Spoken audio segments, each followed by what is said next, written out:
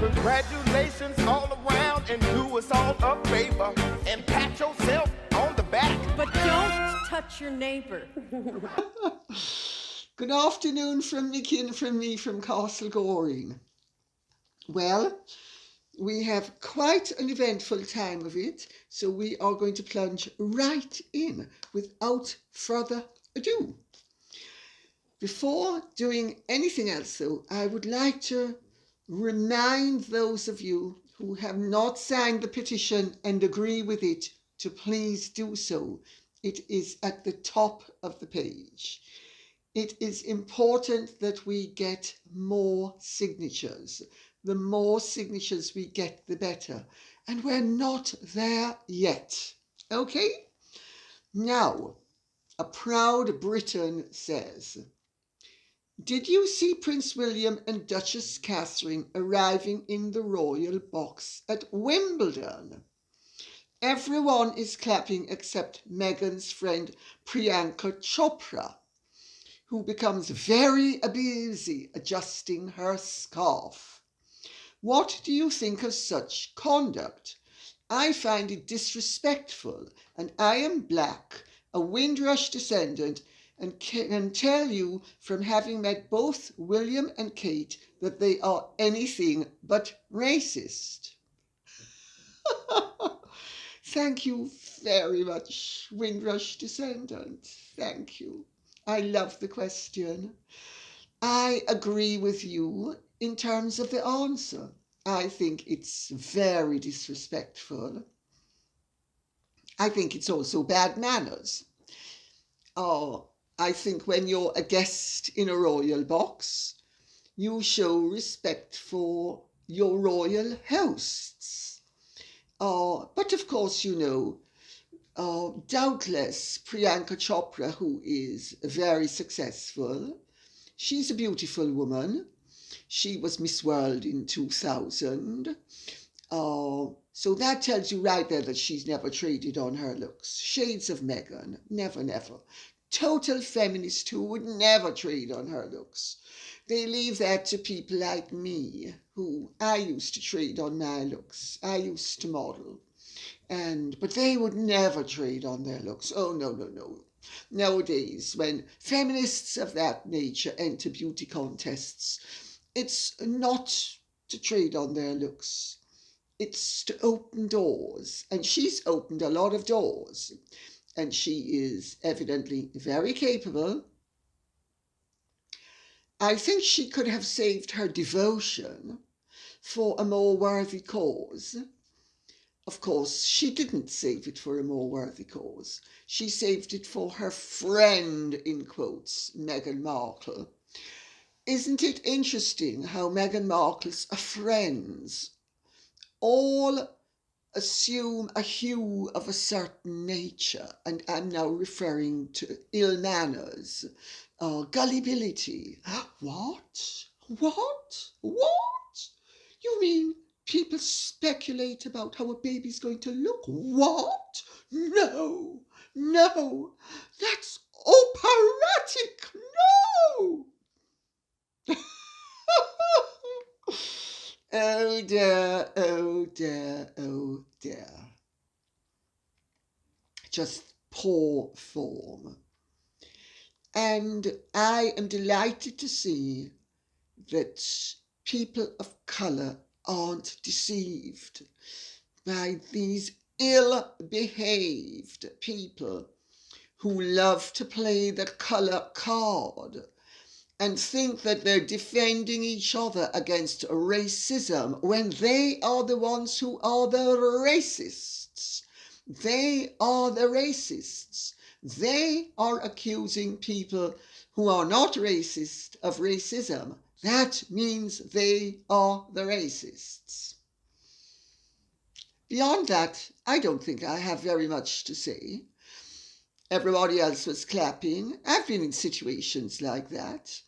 And I suppose if you feel strongly enough about it, you shouldn't clap. And clearly she felt strongly enough about it to not clap. So she was ostentatiously adjusting everything that just for the duration of William and Catherine taking seats. Well, I sincerely hope that the committee and the old people who run the royal box, as well as the committee at Wimbledon, will not ask her ever again to sit in the royal box, because if she has contempt for our future king and queen, she has no place in the royal box. I think it's as simple as that.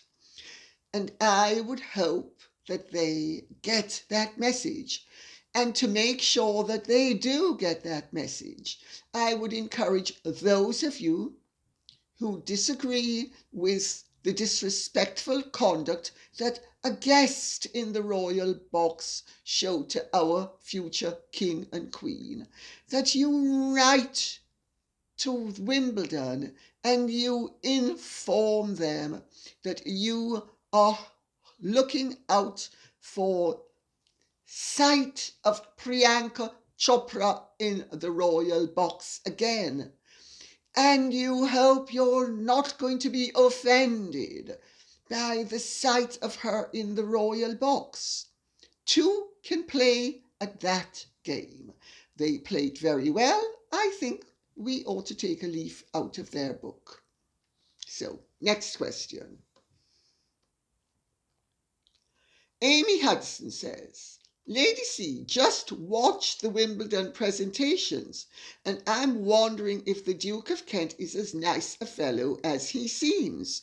He doesn't hog the limelight and has such a friendly face. He almost looks a little shy.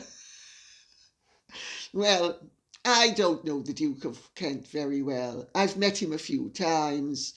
But he is a great, great friend of some of my greatest friends. So I suppose you could say I know him a lot better than I know him, if you get what I mean. He is very nice. He is a bit shy. He is modest. He doesn't push himself forward. He is a proper prince. He would never, in a royal box, not clap when a future monarch was coming into that royal box. He's too well-mannered. He's very decent, that I know, and he's a very good and loyal friend. He's also rather erudite. He knows quite a bit about music and quite a bit about art. His mother, Princess Marina, was extremely sophisticated and very chic. And he and his brother and his sister have actually taken after their mother in many positive ways. So yes, he is a bit shy. He is as nice as he looks. So yes, you've got him well and truly pegged. Claire Lupton says, it upsets me to see so many people on Prince William's Twitter page asking when he... What? is going to apologise to that Markle woman. I just don't get it. How can they not see this woman's vile conduct? Well, my dear, they're none so blind as those who will not see. You know, deliberate blindness is quite an attribute. It also takes a certain sort of mentality to be able to be so stupid and so obtuse and so stubborn as to face down the facts. However, if people wish to not see, it's their loss, not ours. It really is. I'm actually astonished that people would be on William's Twitter page demanding that he apologise to Meghan. What would he be apologising to Meghan for? I'm just curious. For hosting her before she married Harry that first Christmas at Sandringham when Catherine and William played host to her at Anma Hall? Oh, is that what he should be apologising for? Or should he be apologising for the fact that he, by Meghan's own account, embraced her with open arms? Listen to what she said on the engagement tape. They all embraced her with open arms. They all welcomed her. What is he going to be apologising for? Oh no, none of that. Oh, he should apologise to her because she made his daughter cry? His 3-year-old daughter? Is that what he should be apologising to her for? Or that she made his wife cry? Is that what he should be apologising for? Well, we live in a free country, and personally, I think if people want to write rubbish on Twitter, they should simply be ignored. I mean, I do not condescend, and I use that word in every sense of its meaning. I do not condescend to acknowledge such stupidity. And I don't think we should let it bother us. It's all just rubbish. Paula Leas says, Lady C, did you know that the interview Harry and his wife did with Oprah has been nominated for an Emmy? Oh, isn't it wonderful? Oh, isn't it wonderful? Freedom fighters being acknowledged. Can you imagine? I certainly can, my dear, I certainly can. All those lies could win them a prize. Well, she is an actress, and he clearly has become a bit of an actor under her as well as an operator. Or I should say under her influence, just to make it absolutely clear what I'm speaking about. The lunatics have really taken over the asylum now. Yes, they have, haven't they? Bedlam reigns supreme. But it's not a surprise. However, since we have several questions along these lines, and I want to read out a few of them because it gives you the flavour of how people think. So, Jasmine Mellon says, Harry and Meghan's bombshell interview with Oprah is nominated for an Emmy Award for Outstanding Hosted Non-Fiction Series. What do you think of this? Well, I think, my dear, aside from the fact that they've got the category wrong, I mean, I'm sorry, they really have. Non-fiction. 17 provable lies is non-fiction. What qualifies as fiction for the Emmys? Anyway, next question.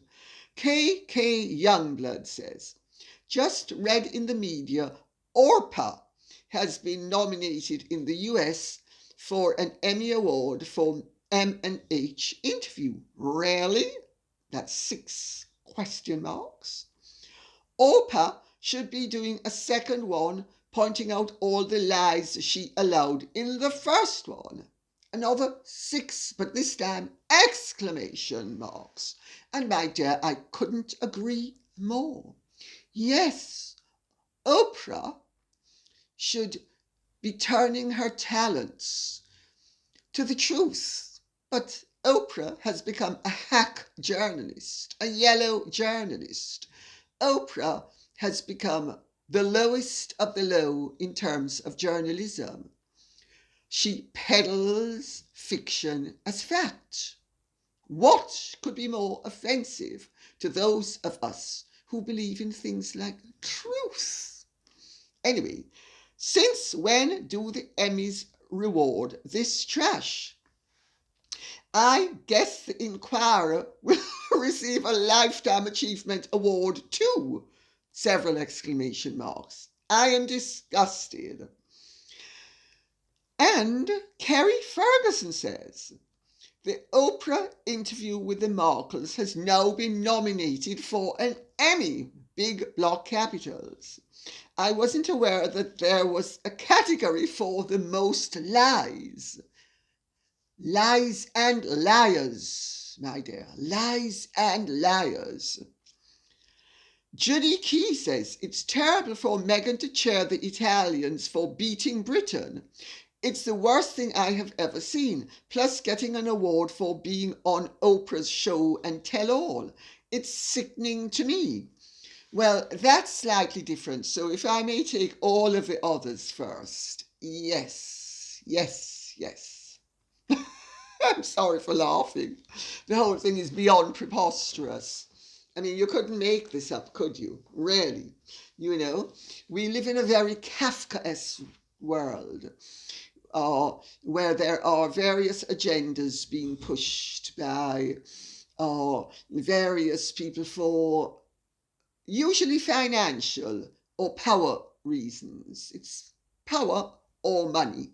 That's what this is all about.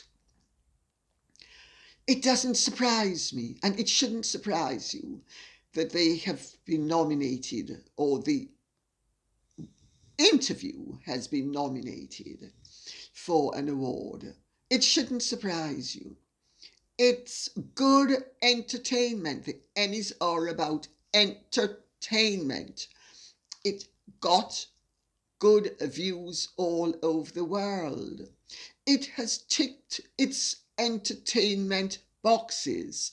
The fact it has not ticked its documentary boxes, that it has been shown to be basically a tissue of lies pretending to be the truth,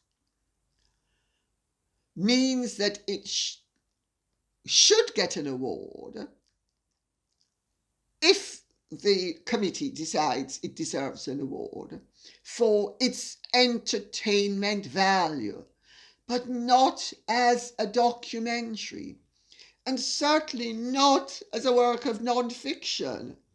I mean, what, according to the Emmy committee, qualifies as fact? What qualifies as non-fiction? If a programme with 17 proven lies qualifies for the non-fiction nomination and might actually get an award, what would qualify? I'm just asking the question. What would qualify really as fiction? And what also in their skewed, really corrupt, because it is corrupt, view of reality would allow them to think that something that has been proven to be a tissue of lies could justifiably be nominated and possibly receive an award as non-fiction? And I'm going to tell you the answer. Just as how Goebbels and Hitler were not interested in pushing the complex picture, they had an agenda and they were pushing it. They also believed, and I am going to revert to history now, they also believed that they were embarked upon a noble cause.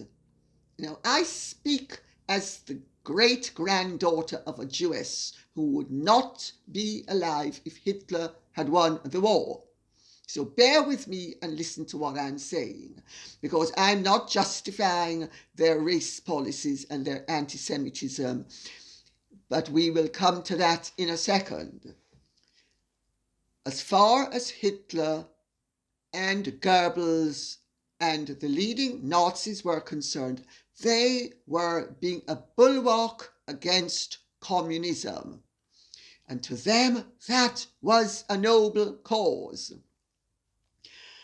And they, to achieve their supposedly noble cause, ended up doing a whole load of ignoble things. including blaming the Jews for things the Jews were not to blame for, because they actually felt, as indeed do many Russians today, that communism was created by a Jew, and that communism, with its international aspects and the desire of the Comintern to export communism across national borders and make it the uniform international thing, they regarded all of this as being very Jewish and very Jewish driven.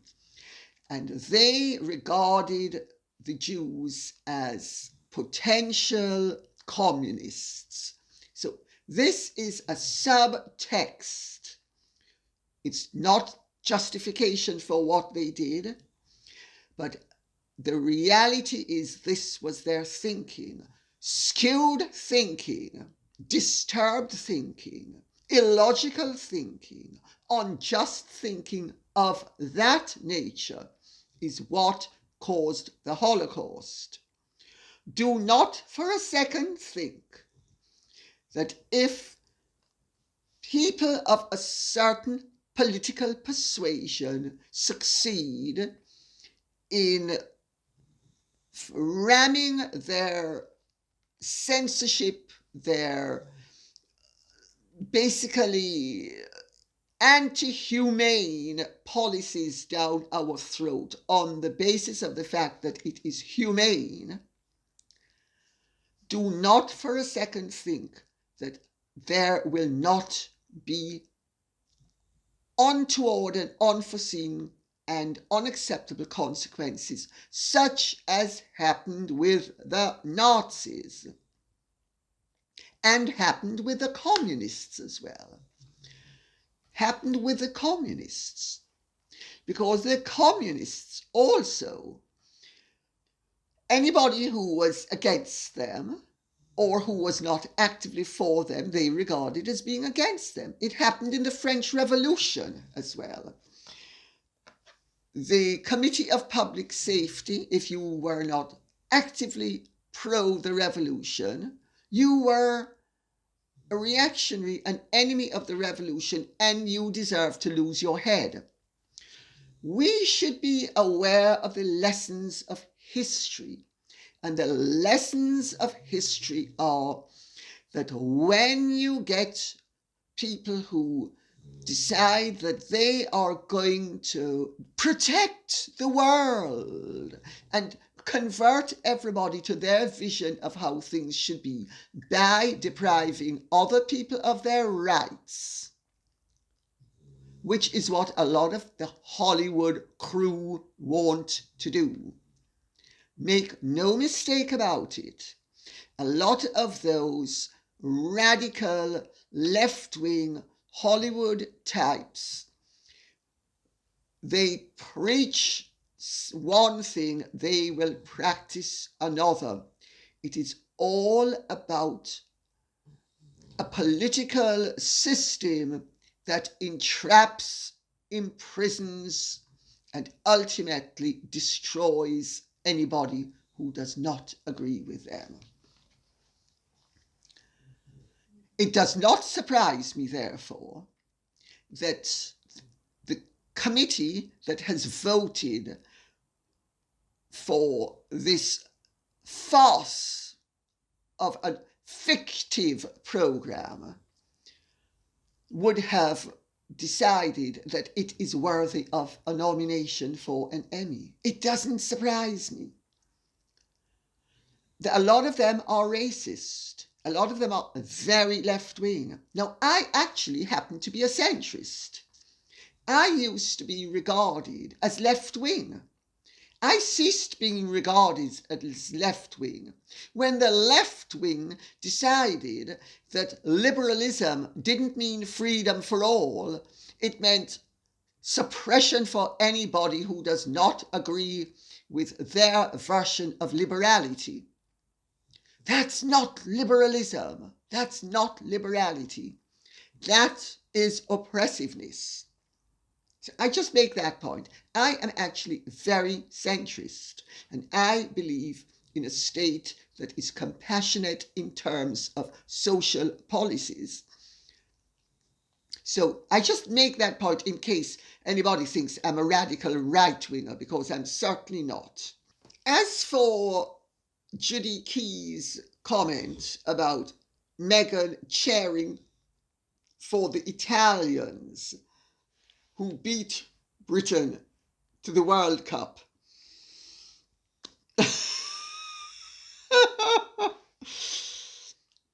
Well, I have not been able to see any evidence that she personally cheered for the World Cup. So I think we need to be fair and not blame her for the actions of her supporters. She bears responsibility for having cranked up her supporters the way, remember, you used to be able to crank up toys as a child and they would go shooting across the room? Well, that's what she's done, and that's what she does. But in this specific event, I would actually say no. She has not physically been cheering for the victors against England, and she should not be blamed, therefore, for having done something she didn't do. Where she can be justifiably blamed, however, and this is where the rub comes in, is that she is the one who has played the colour card unfairly, who has tried to stoke up racial divisions in this country, and therefore the dumb opportunists who don't understand that Meghan's actions themselves are racist, as indeed are their actions. They're also disloyal, because if you are celebrating the loss of a cup that matters greatly to a nation, you are actually betraying that nation. So if those people who have exulted in the fact that there have been racist comments made and that we lost the cup,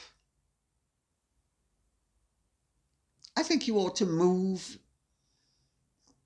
to Montecito, or maybe Italy. After all, if those are where your sympathies lie, maybe that's where you should move to. Just a suggestion.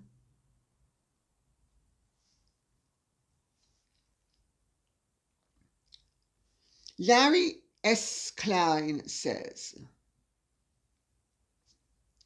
in the not so long run, all of Meghan's chicanery will backfire. We'll see about that.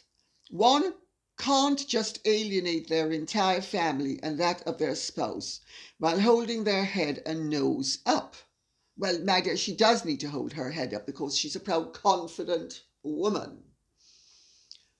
Sometimes of colour and sometimes Caucasian, depending on the convenience, but definitely a proud and confident woman of opportunity and opportunism. And of course she has to hold her nose up. You know, can you imagine the tremendous conflict this poor creature has if her nose is down like yours and mine? I mean, she'd smell us. She doesn't want to smell us. We stink as far as she's concerned. We're beneath her contempt. We are odoriferous beings to be sniffed at and snared at. After all, we are a nation of racists. Yes, we are. We welcomed her with open arms, but clearly not vociferously enough, because we did not dethrone our queen for her, so we should be punished. God. Crackers. It just doesn't work that way. I should read the bit first. While holding their head and nose up, it just doesn't work that way. And from what I can tell, it all backfired already for the most part. For instance, as any tragedy befalls either family, her absence and callousness will be referenced publicly again and again. Mr. Klein, I agree with all of that. But I have to tell you, if you, and I hope that you're right, incidentally, and I think that a lot of her attempts at success have backfired. I think she's not focused enough. Well, she's very focused on success, but she has a scattergun approach to success. And actually, focus works better than scattergun. At least if you're in for the long haul. If you're in for just publicity, scattergun's great. But if you're in for results for the long haul, focus works best. Choosing your various fora, or forums if you prefer the anglicized version of the Latin word. They work best with choice, and you don't spread yourself too thin. But putting that aside, we need to understand that Meghan is extremely resourceful, extremely determined. She has the hide, not of a rhinoceros, but of a titanium robot. She is very strategic, very devious, very manipulative. She is very energetic. And she is utterly shameless. A setback to you or me might cause us to lick our wounds. She only licks them figuratively and for Harry's benefit. My understanding is that in reality, it's dispense with that, on to the next thing. She is like an automaton. Despite all of it, oh, H, you know, everybody's against me, and I need to be protected by you. H, you need to protect me against these mean and horrid people, and they're all such racists, and they're classists, and they're sexists, and they're every ist on earth. They're just so... He might have bought it. My understanding is only a fool would buy it. And I'm certainly no fool, so I'm not buying it. I've listened to people who really know her very well and know what's going on. And no, I don't buy it for a second. I think she is encased in titanium, and it's all an act. But don't underestimate her. She reaches out to everyone that she feels can help her and can make her dreams come true. And she has been very good at realizing her dreams and making them come true. She's also been very bad at when she makes her dreams come true, creating a whole load of waves and making a whole load of enemies. So that is the public's saving grace. But my understanding is that Meghan is in her house in Montecito playing up being the mother of, she hopes, Princess Lilibet and Prince Archie Bunker. And she's not going to, like a dog with a bone, she's not going to be giving up that objective. Nor is she giving up any of her other objectives. And that she reaches out very, very regularly and frequently. She's the sort of person that if she had been in labour between pushes would be phoning Oprah and Gail and amid scabies and all of her other cronies, plotting and scheming and planning the next move. Because that is the nature of this beast. And it's really important that we understand that. My understanding is that she was really distraught and really upset about the setbacks that they've had recently, and that she has done a complete 180-degree turn and is absolutely thrilled beyond compare, and is now trying to maximize the nomination for the award. And she will be back with all her rubbish about the British being colour prejudiced, about the royal family being colour prejudiced, trying to knock this one and that one out of the line of succession with a little bit of help from her Joseph Goebbels. We need to wait. Let me put it this way. I don't know how many of you have actually been on cruises in small yachts in, say, the Mediterranean or the Aegean. Not huge ones, not the 300-foot ones, but, you know, small ones, 100 feet, 100 and something feet. There is a reason why they say feces rises to the surface, except they use a 4-letter word beginning with S. Or to put it another way, the word this scrambled up somewhat. They say it rises to the surface, and it does. One of the reasons why people do not like sinking anchor close to another boat is that when they pump out the waste, ultimately it rises to the surface. Feces always rises to the surface. I just say that for what it's worth. I think we're in for more of this show, and I have scrambled the letters in the interests of decorum. So, Terry Colburn says, can I assume from the deep concern the Harkles show towards the health of our planet, i.e. no more than 2 children for them? Of course, of course.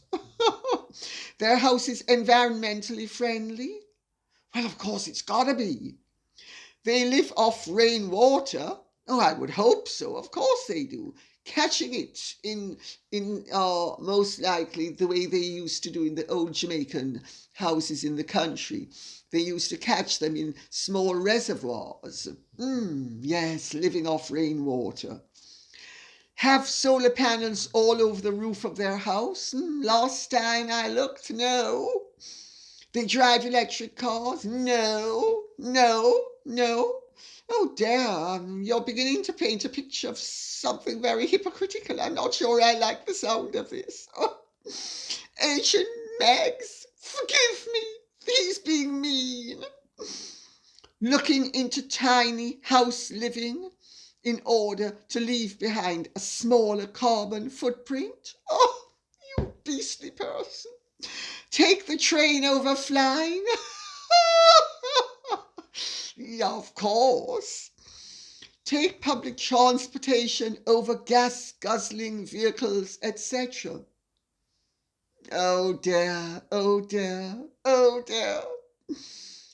I think the world of you and your views, Lady C. And Terry Colburn, I think the world of you and your very droll question. I love it. I absolutely love it. We can be sure that the reason why H and M are saying that they only wanted 2 children was that I think they don't want to tax FedEx too greatly. So, next question. Carol Herbert says, I'm one of your greatest fans, but can't help but feel offended, being one of 6 great children born out of love from my parents, which 4 of us should not have been born. You are not being your great true self here, and philosophically you are being intellectually dishonest. I stand very well scolded, my dear. You said you support all births no matter how they happen, even through surrogates. Yet you cast judgment on large families. Well, Carol Herbert, thanks for the correction. I take it in the spirit in which it was intended. I was actually not casting aspersions, may I say, upon large families. I was simply making the point that the world is now overpopulated and that it behooves each and every one of us to limit the size of our families. I'm one of 4 children. I come from large families all around. And I have huge, actually, families, loads and loads of cousins. I mean, you can't imagine how many cousins I have. So I know what being brought up in a large family was like. And it was wonderful. But I'm 71 years old. There were most likely 3 times fewer people on the planet then than there are now. Standards of living when I was born were completely different from what they are now. One human being used up far fewer resources on the planet than they do now. And people nowadays do actually want to limit the size of their families. And the irony is, the only people who are not keen to limit the size of their families are those who are, shall we say, less progressive, you know? So, and this actually is a demographic danger, because if the Western world continues to limit the size of its families the way it has been doing, it is ultimately going to be bred out of existence by people who propagate far more than we do. But one of the features of a more educated, progressive, and sophisticated populace is that they actually opt to have fewer children. It's so I hope I've made my position clear. And I have nothing against people who want to have 3 or 4 or 6 children if they can afford them. I do think, though, that we shouldn't be gobbling up the planet the way we are doing. So I'm very against buying clothes and throwing them out just because you can't be bothered to wash them. I mean, I don't mind if you give them away and recycle them. I'm definitely against plastics, except if they are carefully managed, because they are damaging the environment. So no, I think what you heard was an oversimplification, and I stand corrected. And thanks for your observations. Angela Marie says, regarding the overpopulation, Wouldn't education resources and services be of better use than awards given to celebrities for their posturing and preaching with no solutions for others? Perhaps those without choices due to religion, policy, ignorance, etc. I'm a single mom of one child, and while I certainly don't want an award, shouldn't people in situations such as I've described be recognised rather than the elite hypocrites? Just my humble opinion. Well, my dear, I think I deserve, I tell you what, you get one award and I think I deserve two. How is that? Okay?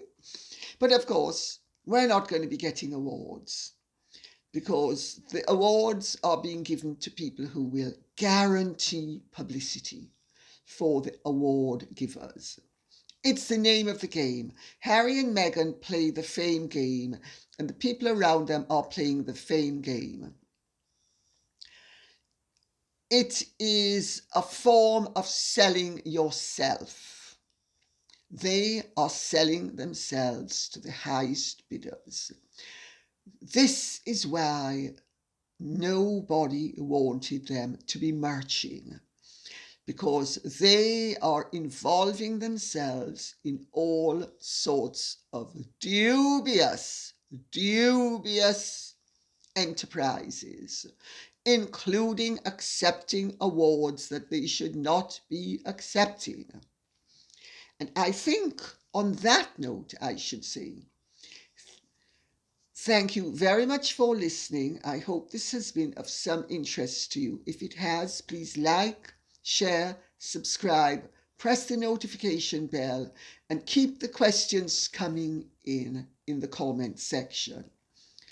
In the next video, I am going to be addressing something very close to my heart.